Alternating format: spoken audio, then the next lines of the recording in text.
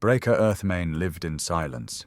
A tauren of massive frame and quiet soul, his hooves had once thundered across battlefields from Ashwind to Alterac. Covered in deep scars and bearing the old title of High Warlord of the Horde, he had traded glory for peace. Now, his world was the wind-swept plains of Mulgore, wheat swaying in the wind, kodo herds moving slow across the hills, and sun-warmed stone beneath his hooves. His farmhouse was humble, crafted from timber and sun-baked stone, its foundation laid by his own hands.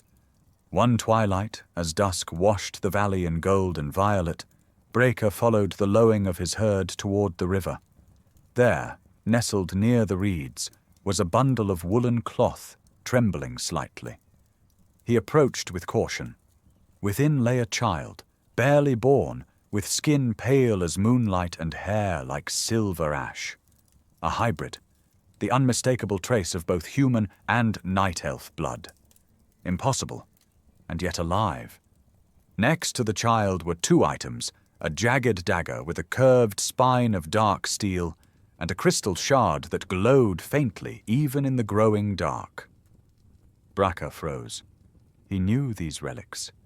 He had heard whispers, tales from wandering druids and goblin traders, stories of two figures from the eastern kingdoms, a human rogue named Ashwind Copeland and a night elf hunter named Selunara of Darnassus. Two legends, bound by love and shadow. They had defeated the void-warped General Therian Vale and vanished into the forest, never to be seen again. And now here lay their child. He named the boy Ren, meaning born of balance, in the ancient tongue of his people. Above him, high in the branches, an owl sat watching. Its feathers were silver and blue, and its gaze steady. Then it vanished into the night. Brakar raised Ren as his own. Years passed like river stones, slowly smoothed by time. But Ren's growth was anything but slow. By 3 he could speak in full sentences. By 5 he ran faster than any youngling Brakar had seen. And by 10 his strength matched that of the older teenage tauren. He helped on the farm, lifting bags of grain as if they were cloth, stacking hay bales twice his height. But it was not just strength. Ren moved like the wind, quiet, precise. Sometimes Brakar would lose track of him entirely, only to find him perched in a tree, unmoving for hours, watching. More troubling were the nights. Sometimes Brakar would find Ren whispering to the dagger or gazing into the Shard of Elune as if listening to something distant. His eyes would glow faintly in the dark. Brakar knew the child was gifted, not just by birth, but by fate. Yet the whispers began. Other tauren spoke of strange things, unnatural things. Some said a half-human child had no place among them. Others feared the relics, the dagger especially, which Brakar had kept hidden, but which always seemed to find its way back to Ren's side. Then, one cloudless day, a troop of tauren warriors arrived at the farm. Led by emissaries from Thunderbluff, cloaked in the garb of grim totem sympathizers, they claimed they came to protect the valley's purity. They took Ren without trial. Brakar fought. His fists broke shields and bones, but they were many, and they left him in the dust of his own fields. For hours Brakar lay in silence. He had been raising the child as if it had his own blood running through its veins. Was he supposed to just forget about it and go back to tending his farm alone? Then, with a slow breath, he stood. In the farmhouse floor, beneath the hearthstone, was a hidden compartment sealed with blood-carved runes. Brakar pried it open and drew forth his old armor, battered but strong, and Thunderbrand, a massive two-handed hammer carved from black iron and thunderwood. Now fully equipped in his old gear and with Ren's daggers on his back, he left his peaceful farm on a quest for answers. With each heavy step across the plains, his hooves met the earth like they were speaking an old language. The wind rolled with him, silent and slow. He walked not from pride or stubbornness, but from principle. The road to reclaim his son would be felt through the soil, one stride at a time. He would not gallop into battle. He would arrive like a storm that had always been coming. Each step from the farm to the high mesas of Mulgore echoed not just with weight, but with memory. At the base of the path to Thunderbluff, Brakar met a lone orc resting beside a tree, his fingers pressed into the soil. Thrall, Warchief no longer. Now, a wandering shaman seeking harmony with the world he once helped tear apart. Thrall stood slowly, eyeing the weapons on Brakar's back. Brakar Earthmane, the elements told me you would come. The dagger, he said, and the shard.